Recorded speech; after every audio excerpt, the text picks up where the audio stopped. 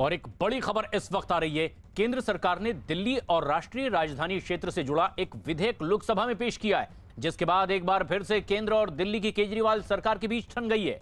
लोकसभा में पेश किए गए इस नए बिल में दिल्ली के उपराज्यपाल की शक्तियों में और ज्यादा इजाफा कर दिया गया है, जिसका दिल्ली के मुख्यमंत्री केजरीवाल विरोध कर रहे हैं। केजरीवाल का आरोप है कि केंद्र की बीजेपी सरकार पिछले दरवाजे से दिल्ली की चुनी हुई सरकार की शक्तियां कम करने की कोशिश कर रही है। केजरीवाल के मुताबिक लोकसभा में पेश विधेयक सुप्रीम कोर्ट की संवैधानिक पीठ के फैसले के खिलाफ है।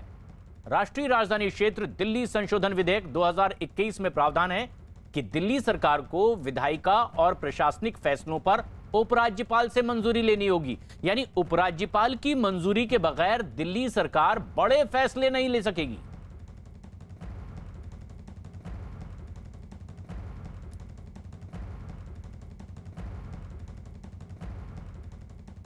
लोकसभा में पेश किए गए विधेयक के तहत दिल्ली सरकार को अपने हर फैसले पर उपराज्यपाल की मंजूरी लेनी होगी।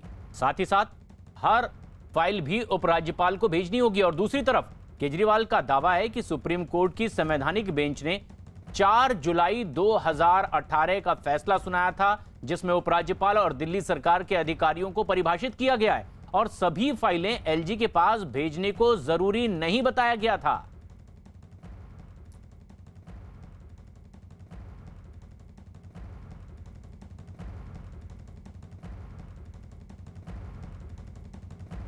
और अब इस मुद्दे पर केंद्र सरकार और दिल्ली की सरकार के बीच ठनती दिखाई दे रही है। आरोप केजरीवाल सरकार की ओर से लगाए जा रहे हैं कि दरअसल वो शक्तियां कम करना चाहती है पिछले दरवाजे से दिल्ली सरकार की, और उपराज्यपाल की शक्तियां बढ़ाना चाहती है। एलजी को कुछ और शक्तियां देना चाहती है केंद्र की सरकार, इसीलिए इस तरह का सदन में वो बिल लेकर आई है।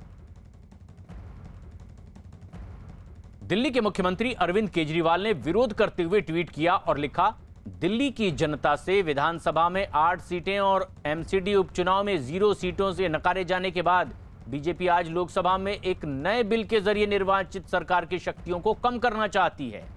यह बिल संवैधानिक पीठ के फैसले के विपरीत है। हम बीजेपी के इस लोकतंत्र विरोधी कदम की निंदा करते हैं।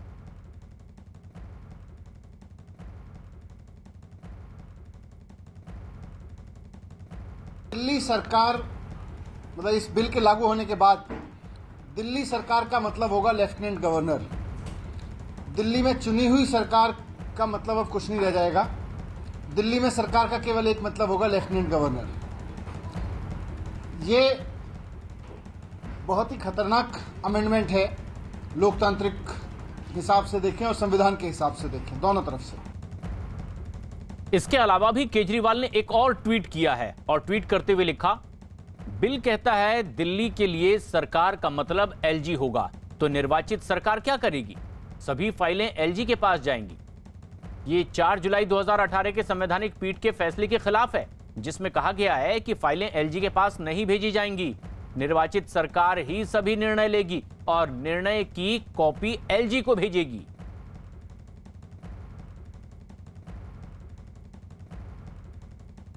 दीपक हमारे सहयोगी इस वक्त हमसे सीधे जुड़ रहे हैं। दीपक, अब जो जिस तरह से केंद्र सरकार और दिल्ली की केजरीवाल सरकार के बीच ठनती जा रही है, किस तरह के तर्क दोनों की ओर से पेश किए गए? देखिए प्रशांत, मामला पुराना है। जब पुराने उपराज्यपाल नजीब जंग थे तब ये मामला गहराया था। उस दौरान साफ तौर पर यह कहा गया था कि जब सुप्रीम कोर्ट में सरकार गई थी तो ये कहा गया था कि काफ़ी चीज़ें क्लियर हो जाएंगी, क्योंकि सुप्रीम कोर्ट ने ये कह दिया था कि सरकार के पास पूरा हक होगा फैसला लेने का। हालांकि जिसमें एलजी को लगता है कि वो उससे खुश नहीं है, उनको लगता है कि ये गलत हो रहा है, तो उसको लेकर वो राष्ट्रपति के पास जा सकते हैं। लेकिन एक बार फिर से मामला इसलिए गहरा गया है क्योंकि जो दिल्ली की सरकार है उसका साफ तौर पर यह कहना है कि बैकडोर से सरकार को चलाने का काम कर रही है बीजेपी। क्योंकि इस तरीके से अगर कोई बिल लाया जाता है तो उसमें ये साफ तौर पर लिखा गया है, पहली लाइन का अगर मतलब आप समझें तो अब दिल्ली में सरकार का मतलब एलजी होगा। ये साफ तौर पर मनीष सिसोदिया का कहना है, क्योंकि इसमें यह कहा गया है कि हर फैसले के लिए उन्हें एलजी के पास जाना पड़ेगा, उनसे मंजूरी लेनी पड़ेगी। अगर वो नामंजूर कर देते हैं तो उस पर फैसला नहीं ले सकती है सरकार। वैसे में इसको लेकर काफी सारी टिप्पणी जो है सरकार की तरफ से सामने आ रही है। सरकार का एक तरफ से यह भी कहना है कि जब इस मामले में कॉन्स्टिट्यूशनल बेंच साफ कर चुकी है, इस मामले में सुप्रीम कोर्ट साफ कर चुका है कि जो अधिकार सरकार के पास होते हैं एक विधानसभा में, वो अधिकार सरकार के पास होने चाहिए। ऐसे में एलजी को उसमें हस्तक्षेप नहीं करना चाहिए। एलजी को अगर किसी चीज में बड़ी आपत्ति नजर आती है तो वो उसमें आगे राष्ट्रपति के पास जाके कार्रवाई कर सकती है। लेकिन इस बार एक बार फिर से इस तरीके से अमेंडमेंट करके कोशिश ये की जा रही है, जो आरोप दिल्ली सरकार की तरफ से लगाया जा रहा है कि कोशिश ये की जा रही है कि बैकडोर से कहीं ना कहीं दिल्ली में एक तरीके से अपनी सरकार के जरिए काम कराया जा सके। इसको लेकर कहीं ना कहीं अब आम आदमी पार्टी या दिल्ली सरकार की बात करके उनका ये कहना है कि इसको लेकर वो फिर कानूनी कार्रवाई करेंगे। सरकार इस तरह से कानूनी लड़ाई लड़ेगी, क्योंकि पिछली बार भी ये साफ हो गया था कि इस तरीके की चीजें नहीं हो सकती हैं। साफ तौर पर दिल्ली सरकार ने यह भी कहा है कि अगर इस तरीके की चीजें होंगी तो दिल्ली में चुनाव किस बात का, दिल्ली में सरकार किस बात की। तो साफ तौर पर कहीं ना कहीं जो बिल लाया गया है उससे पार्टी नाराज है, सरकार नाराज है। सरकार का कहना है कि उनके सारे अधिकार जो हैं वो छीन लिए गए हैं। इसमें सिर्फ एलजी के पास जाने की बात लेकिन दीपक, ये दलील तो हुई आम आदमी पार्टी की सरकार की, केजरीवाल सरकार की, लेकिन वहीं दूसरी तरफ बीजेपी का दावा है कि नए विधेयक के पास होने के बाद दिल्ली के कानून बनाने की समस्याएं दूर होंगी, लेकिन केजरीवाल इस पर सियासत कर रहे हैं। इसमें कोई एलजी की पावर बढ़ाने या कम करने की या इनके पावर कम या बढ़ाने की बात नहीं है, सिर्फ पावर्स को रीडिफाइन कर रहे हैं ताकि ये बार बार हल्ला करते हैं कि एलजी साहब ने संविधान से बढ़कर कुछ कर लिया या गैर संवैधानिक कुछ कर लिया, इसलिए वो पूरा स्पष्ट हो जाएगा। बार बार एक कोर्ट जाते हैं फिर हल्ला करते हैं, तो इसलिए है। परंतु केजरीवाल साहब तो केजरीवाल साहब है, कुछ भी दिल्ली के हित में भी कुछ होगा उसके लिए भी इनको हल्ला करना ही करना है। वो हल्ला किए बिना रह नहीं सकते। दीपक, बीजेपी ये कह रही है कि दरअसल रीडिफाइन किया जा रहा है, जिस तरह के नियम उसमें हैं उसे साफ करने की कोशिश है इस बिल के जरिए। लेकिन ऐसी कौन सी ठोस चीज है जो केजरीवाल सरकार के समझ में आई है जिसकी बिना पर एक बेहद गंभीर और बड़े आरोप लगे केंद्र सरकार पर कि वो दरअसल दिल्ली सरकार की शक्तियां कम करना चाहती है?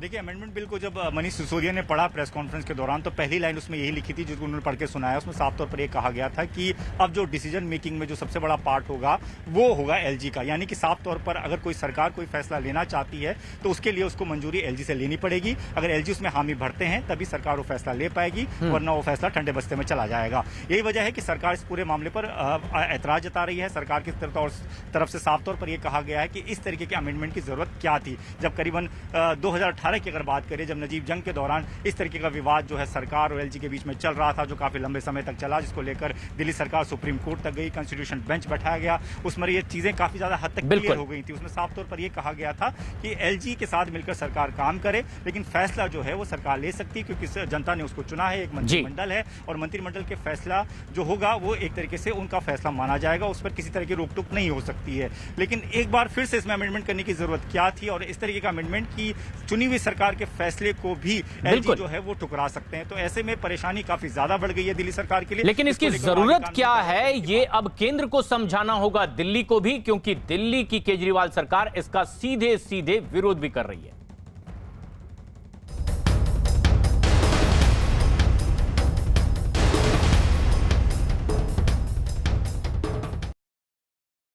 लेकिन नंदीग्राम के महासंग्राम से जुड़ी बड़ी खबर इस वक्त की, बंगाल चुनाव की। नंदीग्राम से बीजेपी उम्मीदवार शुवेंदु अधिकारी ने ममता बनर्जी के एफिडेविट पर सवाल खड़े किए हैं। शुवेंदु का आरोप है कि ममता ने अपने नामांकन में खुद पर चल रहे आपराधिक मामलों की जानकारी ही नहीं दी है। शुवेंदु ने इस मामले में नंदीग्राम के रिटर्निंग ऑफिसर से शिकायत भी की है, उनका नामांकन रद्द करने की अपील की है। शुवेंदु अधिकारी ने ममता पर 6 आपराधिक केस छुपाने का सीधा आरोप लगाया है। और यह एक बेहद गंभीर मसला भी है। ऐसे में जबकि ममता बनर्जी के कभी करीबी रहे शुवेंदु अधिकारी टीएमसी छोड़कर बीजेपी में है और बीजेपी के उम्मीदवार के तौर पर नंदीग्राम से ममता बनर्जी के सामने चुनावी मैदान में है, और अब रिटर्निंग ऑफिसर से ही उन्होंने शिकायत कर दी है कि ममता बनर्जी ने जो हलफनामा दिया है अपने 6 आपराधिक मामलों को उस नामांकन के वक्त छिपाया है, इसीलिए वो उनका नामांकन रद्द किया जाए। और कुछ एविडेंस भी उन्होंने रिटर्निंग ऑफिसर के सामने पेश किए हैं अपनी दलील रखते हुए, और मांग की है कि ममता बनर्जी का यह एफिडेविट गलत है और उनका नामांकन रद्द किया जाए।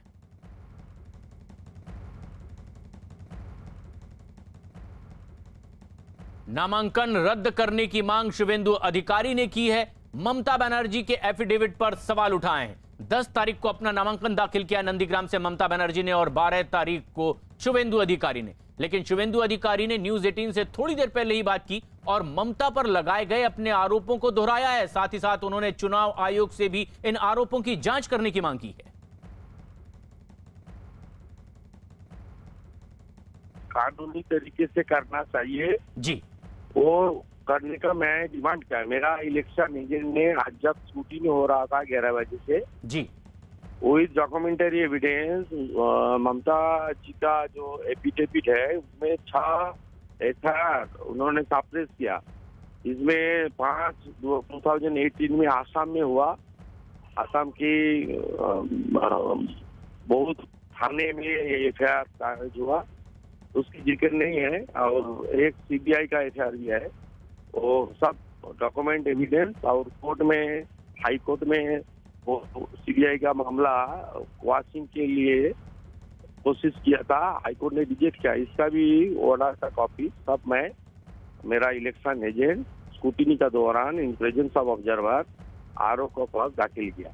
और तो मेरा जो डॉक्यूमेंट है उसको इलेक्शन कब से जांच कर लेगा, सही है या गलत है। जी, सही होने से जो कार्रवाई करना चाहिए, कानून तो सबके ऊपर एक ही होता है ना। बिल्कुल। और election commission suppress of fact affidavit करने का, तो देख लीजिए मेरा जो डिमांड है, जो एलिगेशन है, वो सही होने से, जांच होने के बाद, सही होने के बाद कार्रवाई होना चाहिए। लेकिन आपने जो सबूत पेश किए हैं शुवेंदु अधिकारी साहब, अगर आप कॉन्फिडेंट हैं तो क्या ये मानकर चल रहे हैं कि इसकी बिना पर ममता बनर्जी का नामांकन रद्द हो जाएगा?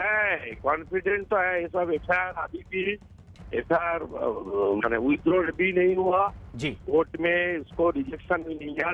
This all FIR are still pending in various PS in Assam and one CBI जी। इसलिए मैं बोला जो कानूनी तरीके जो करना चाहिए वो इलेक्शन कमीशन को करना। इलेक्शन कमीशन का जो ऑब्जर्वर था वो सब भेज दिया, उसका उन्होंने उसका जो सिस्टम है उस सिस्टम के द्वारा दिख रहा है।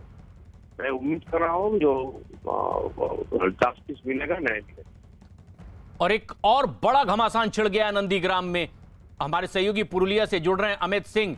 ममता बनर्जी की रैली पुरुलिया में थी, वो केंद्र पर हमलावर थी। लेकिन अमित, अब जो शुवेंदु अधिकारी ने मांग की है, क्या जवाब टीएमसी की ओर से जो नेता दे पा रहे हो?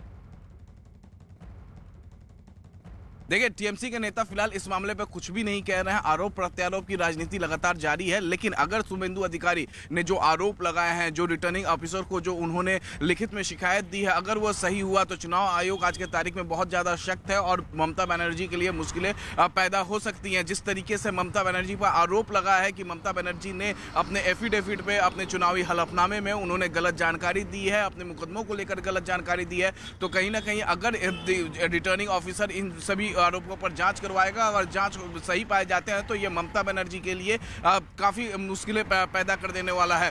तो वहीं कुछ दिनों पहले अमित मालविया ने एक ट्वीट करके जानकारी दी थी कि ममता बनर्जी अपनी हार को बचाने के लिए कहीं दूसरी सीट भी खोज रही है। तो वहीं जो बीजेपी की एक स्ट्रैटेजी थी कि ममता बनर्जी को नंदीग्राम सीट पर ही फंसा कर क्यों न रख दिया जाए, क्योंकि टीएमसी के पास ममता बनर्जी के अलावा और कोई स्टार कैंपेनर है नहीं, तो लिहाजा टीएमसी की सबसे बड़ी चेहरा है ममता बनर्जी और बीजेपी चाहती है कि नंदीग्राम सीट पर ही ममता बनर्जी को फंसाकर रख दिया जाए और कहीं और जिसका फायदा बीजेपी को पूरे स्टेट में मिले। इसी वजह से बीजेपी लगातार जो है वो अटैक। और अमित, जो बात आप कह रहे हैं ये बिल्कुल समझी भी जा सकती है। यही स्ट्रेटजी बीजेपी की है कि नंदीग्राम में घेर लिया जाए ममता बनर्जी को। और अब एक बड़ी शिकायत रिटर्निंग ऑफिसर से खुद बीजेपी उम्मीदवार शुवेंदु अधिकारी ने कर दी है। लेकिन सबकी निगाहें इस बात पर है कि किस तरह का जवाब अब इस पर दिया जाएगा।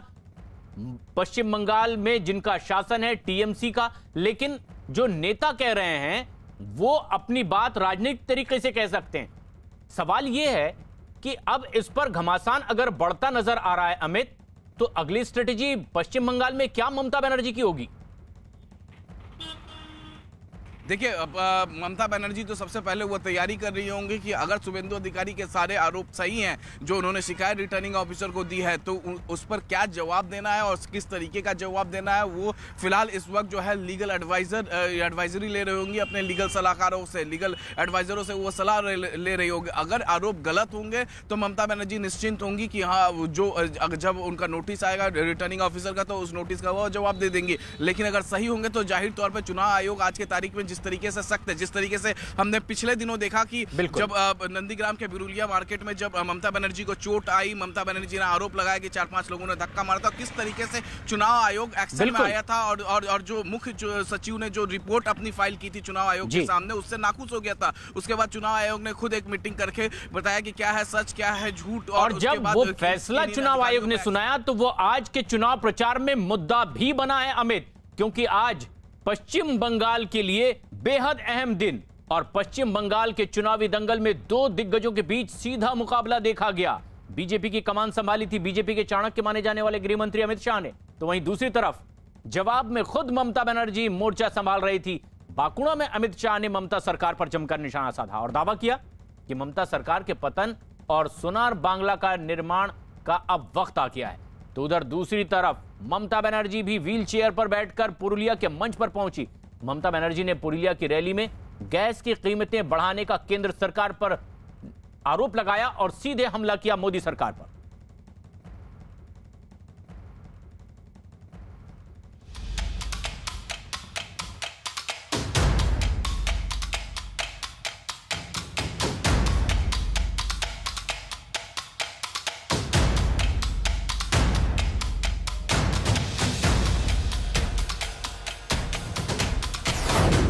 बंगाल के बांकुड़ा में गरजे अमित शाह। ममता सरकार पर एक साथ कई बार। दो विकल्प है, एक और 10 साल से जिन्होंने शासन किया वो ममता दीदी है, जिन्होंने आदिवासियों के अधिकार देने में भी कटमनी मांगा है। कटमनी मांगा है या नहीं मांगा है? बोलिए, मांगा है नहीं मांगा है? वन पत्र अधिकार देने में कटमनी देना पड़ता है ना भाई, पड़ता है नहीं पड़ता है? और दूसरी ओर मोदी जी के नेतृत्व में भारतीय जनता पार्टी। ये तस्वीरें बांकुड़ा में अमित शाह की उस रैली की हैं जिस रैली ने ममता बनर्जी की रातों की नींद उड़ा दी है। लोगों के जन सैलाब के बीच बांकुड़ा में अमित शाह ने उस कमी को पूरा किया जो झाड़ग्राम में अधूरी रह गई थी। ममता जी के पैर में चोट आई, देखा है ना आपने, चोट आई है। अबे तय नहीं हो रहा कि चोट कैसे आई, जांच चल रही है। तृणमूल और कांग्रेस वाले कहते हैं कि बड़ा षड्यंत्र हो गया और चोट करा दी। चुनाव आयोग कहता है हमला नहीं हुआ है, हादसा हुआ है। भगवान जाने सच कौन है। बांकुड़ा की इस रैली में अमित शाह ने एक के बाद एक ममता सरकार पर कई हमले बोले। उन्होंने जहां सियासी हत्याओं का मुद्दा उठाया, वहीं बंगाल के पिछड़ेपन पर भी सरकार को आड़े हाथों लिया। आपके पैर में चोट आई, आप इतनी आहत हो गई हो, बहुत दुखी हो गई हो, व्हील चेयर में घूमती हैं, मगर मैं उनको पूछना चाहता हूं, मेरे 130 कार्यकर्ता जिनकी जान आपकी राजनीतिक हिंसा ने ली है, उनकी माताओं का दर्द आप जानती है? आपको इनके आपके पैर की चोट के लिए तो दर्द होता है। 130 कार्यकर्ता मारे गए हैं, इनकी माताओं का दर्द आप नहीं जानती है? बंगाल की जनता इस बार 130 राजनीतिक हत्याओं का आपको बैलेट के मशीन के अंदर आपको उसका जवाब मिलने वाला है। झाड़ग्राम में भले ही अमित शाह की रैली हेलीकॉप्टर की तकनीकी खामियों से टाल दी गई, लेकिन अपने वर्चुअल संबोधन में ही उन्होंने बंगाल सरकार पर जोरदार प्रहार किए। स्थानीय मुद्दों से लेकर बंगाल के बुनियादी मुद्दों को हवा देते हुए अमित शाह ने ममता बनर्जी के 10 साल के शासनकाल पर सवाल उठा दिए। बंगाल में 10 साल से तृणमूल कांग्रेस की सरकार ने बंगाल को पाताल तक नीचे ले जाने का काम किया है। हर चीज में भ्रष्टाचार, हर चीज में टोलबाजी, राजनीतिक हिंसा, घुसपैठ, तुष्टीकरण, हिंदुओं के और आदिवासियों के त्योहार मनाने के लिए हमें कोर्ट में जाना पड़े, इस प्रकार की स्थिति और मारपीट और गुंडागर्दी ने पूरे बंगाल के विकास को तहस नहस कर रख दिया है। कई घंटों से धूप में अमित शाह का इंतजार कर रही जनता के हाथ उन्हें न देख पाने की मायूसी तो लगी, लेकिन वर्चुअल ही सही पर अमित शाह ने जनता से जुड़ने की भरसक कोशिश की। इस दौरान अमित शाह ने बंगाल की महान विभूतियों का जिक्र करते हुए ममता सरकार पर यह आरोप लगाया कि जो धरती कभी महापुरुषों की धरती कहलाती थी, आज वहां टीएमसी के शासन में गुंडा राज को हवा दी जा रही है। देश के विकास की अगुवाई करता था, देश की शिक्षा की अगुवाई करता था, आध्यात्म के क्षेत्र में देश की अगुवाई करता था और स्वातंत्र सेनानियों के क्षेत्र में भी बंगाल पूरे देश भर में मुखर करता। सुभाष बाबू हो चाहे खुदीराम बोस हो, वो बंगाली ही थे जिन्होंने देश की स्वतंत्रता लड़ाकों को एक नई ऊर्जा दी। वंदे मातरम के गान ने पूरे भारत को एकजुट करने का काम किया। वही बंगाल आज गुंडा राज के अंदर लिप्त होकर रह गया है। झारग्राम की वर्चुअल रैली में अमित शाह ने ममता सरकार पर यह आरोप भी लगाया कि केंद्र की जिन योजनाओं का लाभ बंगाल को मिलना चाहिए था, वो ममता बनर्जी की वजह से नहीं मिला। दीदी के शासन में मोदी जी ने जो योजनाएं पहुंचाई, 115 से ज्यादा योजनाएं गरीबों के लिए, आदिवासियों के लिए, दलितों के लिए मोदी सरकार ने पहुंचाई है, वो योजनाएं आप तक नहीं पहुंच रही और इसका सबसे बड़ा हर्डल है, इसका सबसे बड़ा कोई रोड़ा है तो ये तृणमूल की सरकार है। मैं आज झारग्राम की इस रैली में हजारों की संख्या में उपस्थित सभी आदिवासी भाइयों को कहना चाहता हूं, आज एक संकल्प कर जाइए। हमारे विकास में जो सरकार आड़े आ रही है, वो सरकार को हम हटाकर दम लेंगे।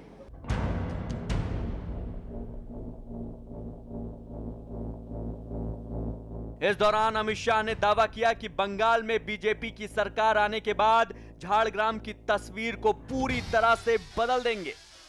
भारतीय जनता पार्टी की सरकार बंगाल में बनने के बाद पंडित रघुनाथ मुर्मू ट्राइबल यूनिवर्सिटी हम झारग्राम के अंदर बनाएंगे, जो ट्राइबल बच्चों को उचित अवसर देगी और उनके जीवन को आगे बढ़ाने का काम करेगी। स्टैंड अप इंडिया की जो योजना मोदी जी लाए हैं, बनने वाली बंगाल सरकार स्टैंड अप योजना के लिए भी 100 करोड़ रुपया लगाकर लाखों आदिवासियों को आत्मनिर्भर बनने का मौका देगी। ओरान, मुंडा, भूमजी, कोरा, लोडा, माहिली, बेदिया और सबर, ये सारी जातियों के लिए 10-10 करोड़ रुपए का एक फंड बनाकर हम ये जातियों के विकास के लिए आगे बढ़ाने का एक कॉर्पस बनाएंगे, जो 100 करोड़ का होगा। संथाल से लेकर सारी आदिवासी जातियों को इसके अंदर हम जोड़ने का काम करेंगे। दरअसल बंगाल में ममता बनर्जी के किले को ढहाने के लिए बीजेपी ने बेहद आक्रामक प्रचार अभियान का खाका तैयार किया है। पार्टी अपने कद्दावर नेताओं के जरिए बंगाल की सियासी फिजाओं में भगवा रंग घोलने के लिए एड़ी चोटी का जोर लगा रही है। आइए आपको दिखाते हैं कैसे महज चंद दिनों के भीतर बीजेपी ताबड़तोड़ रैलियों के जरिए बंगाल की बाजी को पलटना चाहती है। 16 मार्च योगी आदित्यनाथ की रैली, 18 मार्च पुरुलिया में पीएम मोदी की रैली, 19 मार्च अमित शाह की जनसभा, 20 मार्च को कांथी में पीएम मोदी की रैली, 21 मार्च बांकुड़ा में पीएम मोदी की रैली। यानी इन 5 दिनों के भीतर बीजेपी के कद्दावर नेता और यूपी के सीएम योगी आदित्यनाथ की एक रैली, केंद्रीय गृह मंत्री अमित शाह की एक रैली और प्रधानमंत्री नरेंद्र मोदी की 3 रैलियां हैं। ऐसे ही ताबड़तोड़ रैलियों के जरिए बीजेपी बंगाल में चुनावी माहौल को बदलने का लगातार दावा कर रही है। इतना ही नहीं, बंगाल के विजय पथ पर चलने के लिए भी बीजेपी एक बेहद खास प्लान के साथ आगे बढ़ रही है। इस प्लान के मुताबिक 11 नेताओं की कोर टीम बंगाल इलेक्शन को मॉनिटर कर रही है। बीजेपी को 5 जोन में बांटकर टीम को जिम्मेदारी सौंपी गई है। हर जोन का प्रभारी एक राष्ट्रीय सचिव है, जिनकी अगुवाई में सभी 78,000 बूथ पर मौजूदगी की कोशिश बीजेपी कर रही है। यानी बीजेपी जनता की नब्ज को भांपकर बंगाल के विजय पथ को हासिल करना चाहती है, तो वहीं टीएमसी भी दांव पर दांव चलकर सत्ता की इस लड़ाई में अपने राजकाज को बचाना चाहती है।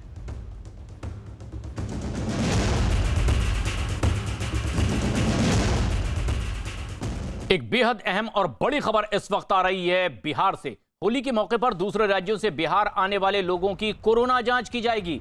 राज्य सरकार ने इसके लिए तैयारियां शुरू भी कर दी है। महाराष्ट्र और पंजाब जैसे कई राज्यों में कोरोना के मामले बढ़ने के बाद नीतीश सरकार ने यह एक बड़ा फैसला किया है। जानकारी के मुताबिक दूसरे राज्यों से ट्रेन या फिर विमान के जरिए आने वाले लोगों की तुरंत जांच पड़ताल होगी और कोरोना जांच करवाई जाएगी। कोरोना वायरस एक बार फिर से देश के सामने चुनौती बनकर खड़ा हो गया है और कई राज्यों में यह वायरस दोबारा अपनी जड़ें जमाने लगा है। सबसे ज्यादा दिक्कत महाराष्ट्र से आ रही है, जहां पर लापरवाही की वजह से रोजाना कोरोना विस्फोट हो रहा है। हैरानी की बात तो यह है कि इतना सब कुछ हो जाने के बाद भी जनता समझने को तैयार नहीं है। ना तो लोग सोशल डिस्टेंसिंग का पालन कर रहे हैं और ना ही लोग मास्क पहनना जरूरी समझ रहे हैं।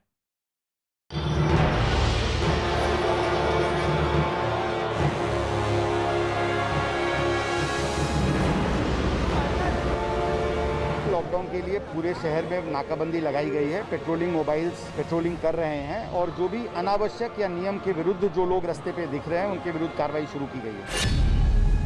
देश में फिर बेकाबू हुआ कोरोना।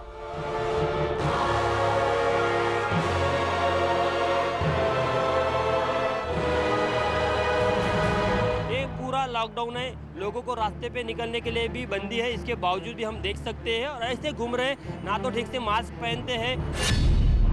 कई राज्यों में खतरे की घंटी।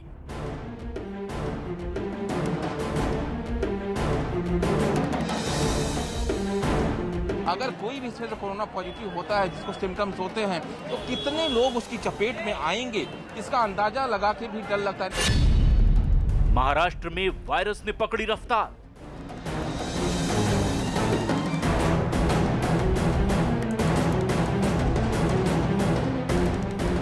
भाई साहब, मास्क कहाँ है आपका? मास्क कहाँ है? अरे मास्क है,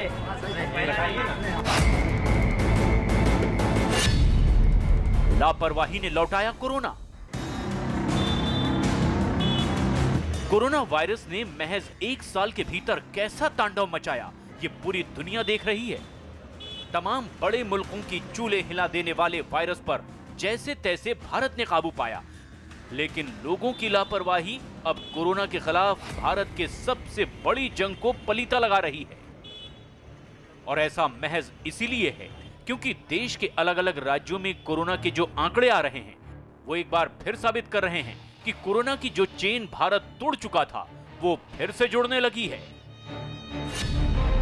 महाराष्ट्र, मध्य प्रदेश, राजस्थान, पंजाब और दिल्ली जैसे राज्यों में कोरोना का करंट एक बार फिर लोगों की जान लेने पर आमादा हो गया है। सबसे बड़ी चुनौती तो महाराष्ट्र में सामने आ रही है, जहां कोरोना के मामलों में तेजी के साथ इजाफा हो रहा है। बावजूद इसके लोगों की लापरवाही थमने का नाम नहीं ले रही है। लगातार कोरोना के मामले बढ़ते ही जा रहे हैं। इस पर बात करने के लिए हमारे साथ इस वक्त मुंबई की मेयर किशोरी पेडनेकर मैडम हैं।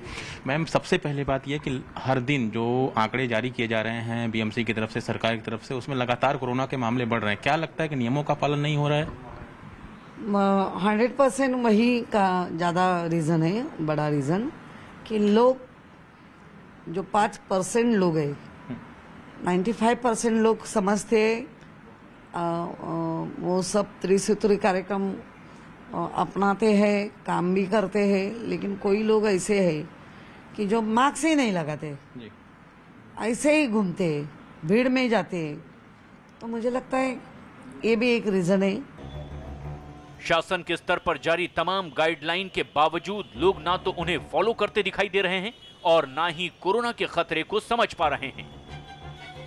मुंबई की दादर मंडी में भी हमें कुछ ऐसा ही हाल देखने को मिला। ना चेहरे पर मास्क, ना ही सोशल डिस्टेंसिंग। ये तस्वीर अपने आप में डराने वाली है। मैं इस वक्त मौजूद हूं दादर की उसी सब्जी मंडी में, जहां हर दिन जबरदस्त भीड़ देखने को मिलती है और ये भीड़ में कोरोना नियमों की धज्जियां लगातार उड़ाई जाती हैं। सबसे अहम चीज ये है कि भीड़ के चलते सोशल डिस्टेंसिंग के नियमों का पालन तो बिल्कुल नहीं होता और साथ ही साथ बिना मास्क के लोगों की संख्या काफी ज्यादा होती है।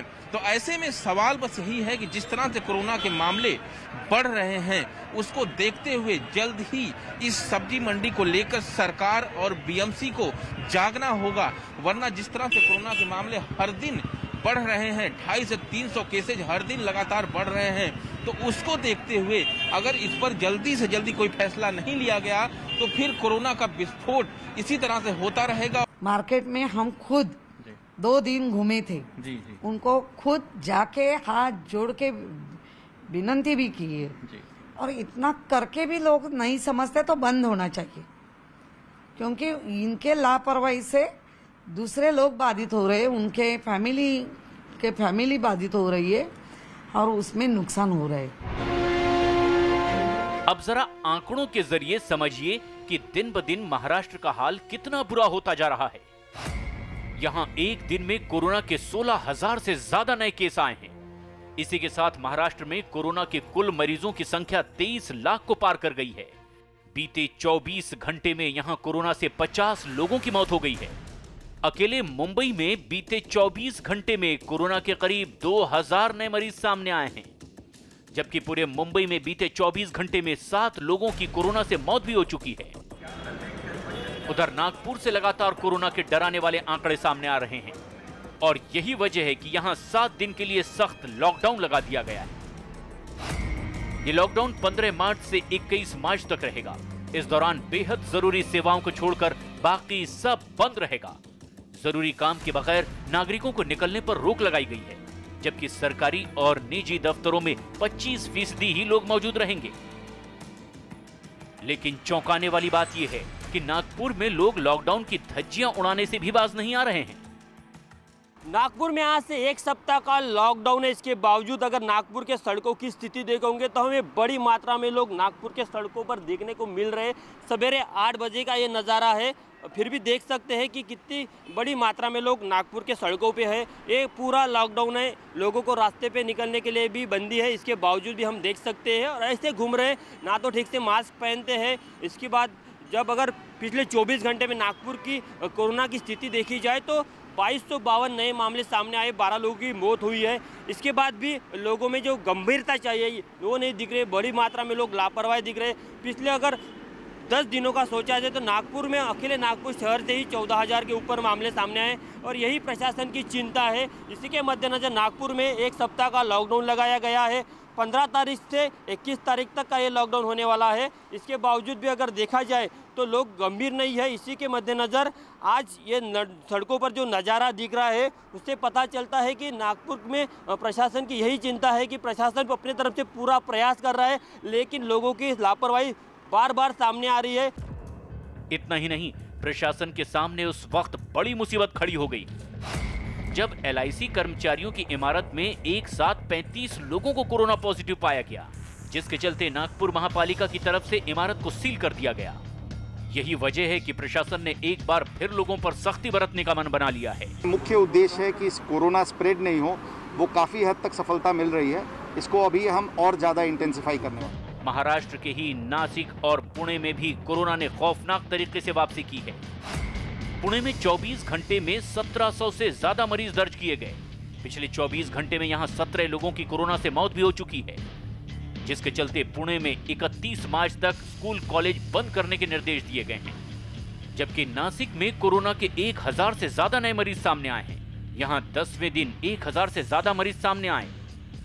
लातूर में 31 मार्च तक रात 8 बजे से सुबह 5 बजे तक कर्फ्यू लगा दिया गया है। उधर मध्य प्रदेश में भी कोरोना अपने पांव पसारता जा रहा है। बीते 24 घंटे मध्य प्रदेश पर कैसे भारी पड़े हैं, इसे इन आंकड़ों से समझा जा सकता है। बीते 24 घंटे में इंदौर में 263 नए केस सामने आए हैं।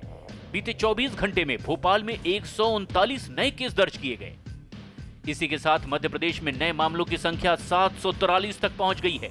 इतना ही नहीं, राज्य में 4700 से ज्यादा एक्टिव मरीज मौजूद हैं। ये एक बड़ी वजह है कि राज्य सरकार नाइट कर्फ्यू का फैसला ले सकती है।